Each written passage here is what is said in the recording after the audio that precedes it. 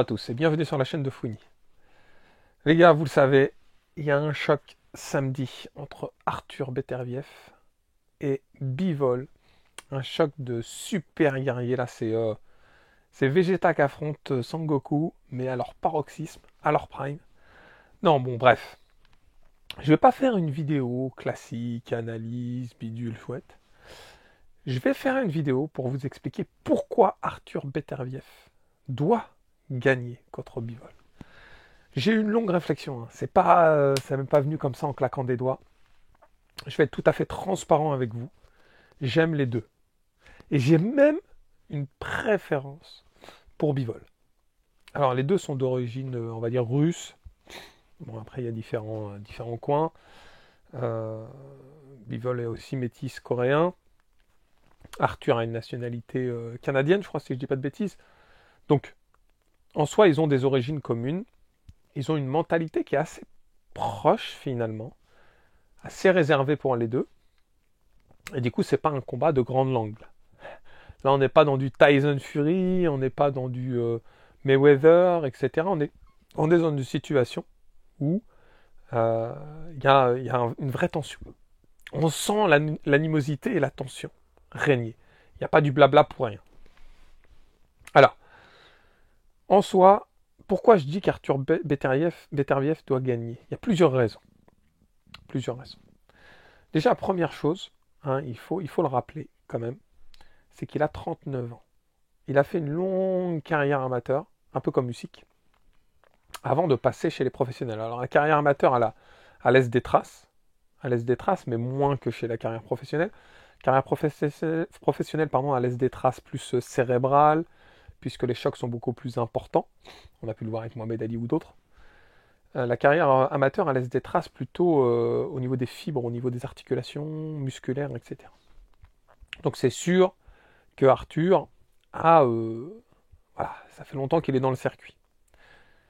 Bon, ça c'est un premier point. 39 ans. 39 ans, il est passé professionnel après Londres, si je dis pas de bêtises. Et en fait, c'est ça qui est ouf, il a 20 combats. Ce qui n'est pas énorme en 10 ans, on va dire, en 12 ans de combat professionnel. 20 combats, 20 victoires, 20 KO. Il a toujours su finir son adversaire. Et des fois dans des situations où on s'y attendait pas, les gars. Bivol, lui, c'est un peu différent. Bivol, il a une carrière, on va dire, déjà, c'est pas le même style de combattant, hein. Arthur Beterbiev, c'est un guerrier, les gars. Il va au charbon. Il y va des fois tête baissée, quitte à se faire ouvrir la tête et finir quand même le combat par KO. Il y va en mode Thor. Voilà. Il y va comme Thor 1, où ils sont dans le monde des glaces, et lui on dit non, mais qu'est-ce que tu fais, viens, rentre. Lui, il y va quand même, les gars, tu vois. Bah, c'est ça, Arthur Beterbiev. Alors que Bivol, franchement, c'est un technicien hors pair. C'est incroyable quand il a son prime, la technicité qu'il peut amener sur un ring de boxe est juste phénoménale. Bonne chance pour le toucher, les gars. Bonne chance pour le toucher, les gars. C'est quand il est chaud, c'est des changements à 90 degrés, déplacement, par arrière, mais hyper rapide, deux pas, il revient, il contre. Une stratégie au combat extrême. Il est sur les rotations et les contres en permanence. Tu peux pas le toucher, tu te fais toucher. Tu peux pas toucher, tu te fais toucher. C'est infernal. Infernal. Canelo en a fait les frais, les gars. Canelo, c'est un monstre de la boxe. Canelo, il a perdu contre Mayweather et encore. Et derrière, il a fait des combats mais stratosphériques. Il a affronté des mecs, les gars, Canelo. Et contre Bivol, on a l'impression qu'il n'avait pas de solution. Aucune solution. J'étais même frustré au moment du combat en me disant mais pourquoi il peut pas s'exprimer en fait? Et ben en fait Bivol c'est ça, c'est le mec qui empêche l'autre de s'exprimer. C'est comme si on avait le fruit des démons de Barbe Noire, il te retire ton fruit du démon. Voilà, c'est ça. C'est ça, Bivol il a le fruit du démon de Barbe Noire, les gars. T'arrives face à lui, t'as plus de pouvoir. Et c'est ça qui est ouf en fait. Et c'est ça qui est frustrant mais à la fois beau à la fois. C'est compliqué. Après il est jeune. Il faut savoir que Bivol, il a fait une longue série de victoires au point où il a été parfois parfois un combat un peu de latence, où des fois on s'ennuyait un petit peu. Et du coup, il y a eu beaucoup de journalistes qui l'ont un peu critiqué en disant bah, où est le Bivol d'avant. Moi, c'est pas tout à fait d'accord parce que certes, il y avait des combats en dents de scie, mais il y avait d'autres combats qui l'ont réhabilité 100%. Bivol, quand il va se présenter face à Arthur Beterbiev, hein, c'est le choc des champions, les gars. Là, on est dans un combat qui se produit qu'une fois tous les 20 ans.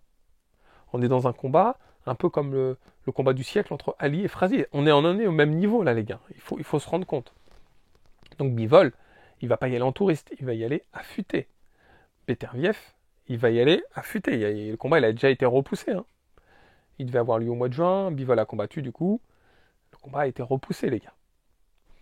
Donc Beterbiev, il faut savoir, les gars, qu'il y a Usyk là qui a donné son pronostic. Alexander Usyk, champion du monde des poids lourds, qui vient de la catégorie des cruiserweight. Il faut savoir que c'est des light heavyweight. Il n'y a pas grande différence entre cruiserweight, light heavyweight, heavyweight. Voilà quoi, les gars, vous m'avez compris. Donc, Alexander Usyk, hein, il a un certain âge, il s'est retrouvé confronté en amateur contre Beterbiev. Et c'était en 2012 et 2011. Qu'est-ce qui s'est passé à chaque fois pendant le combat? Usyk s'est retrouvé les fesses au sol, les gars. Et c'est pas anecdotique. C'est pas fréquent que Usyk tombe down. Hein. Moi, je vous le dis, c'est pas fréquent. Surtout en amateur, il y a les casques et tout ça, quoi.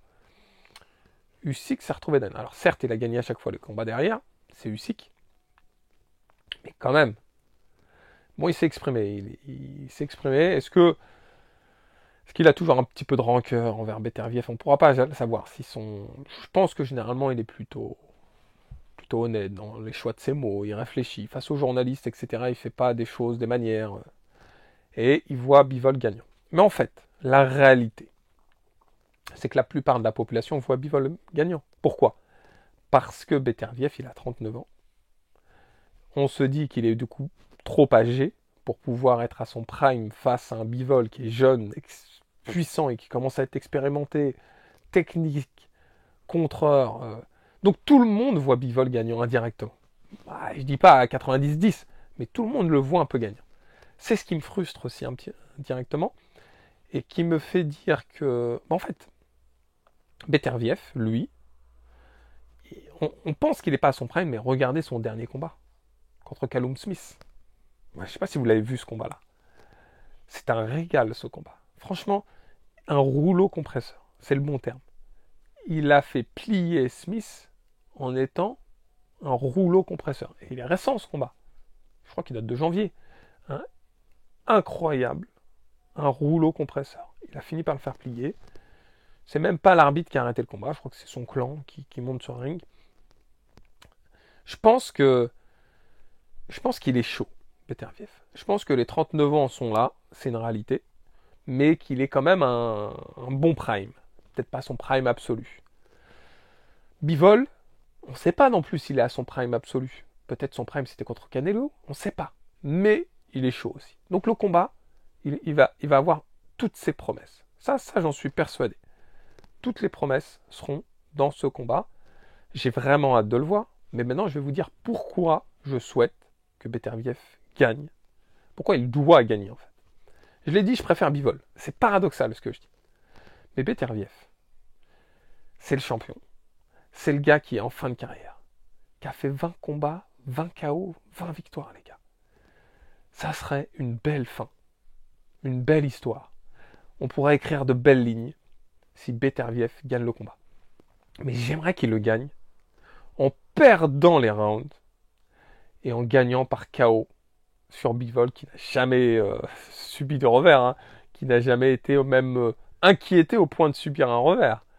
Mais j'aimerais que ça se produise pour l'histoire, parce que Beterbiev pourrait s'arrêter sur ça.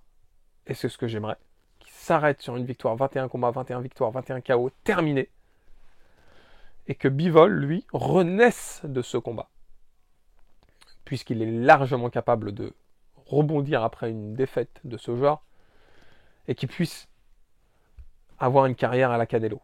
C'est-à-dire, il enchaîne, il gagne, il vit de ça, il est heureux, etc. Et Canelo, il pense plus à ses 2 défaites. Alors, on va dire à sa défaite contre Mayweather. Mais la réalité est tout autre, les gars. Doumbé, il est bien placé pour le savoir. Je pense que... Là, je vous ai dit ce que je souhaitais. Maintenant, de manière totalement objective, je pense que Bivol va gagner au point. En empêchant Beterbiev de s'exprimer.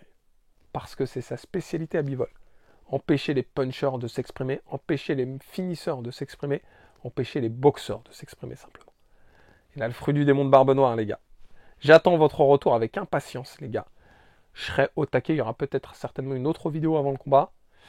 Il y a du Ngannou, il y a du poids, il y a du bas collé, il y a plein de choses à dire en ce moment. Soyez pas saoulés si vous voyez des vidéos de Fouini, les gars.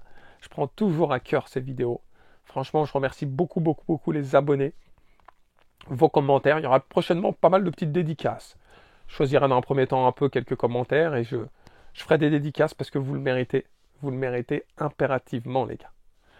Voilà les amis, en tout cas j'espère que vous avez apprécié cette vidéo. Si c'est le cas, n'oubliez pas le pouce qui fait plaisir. Si ce n'est pas déjà fait, de vous abonner à la chaîne. Dans tous les cas, je vous dis à très vite. Ciao, ciao.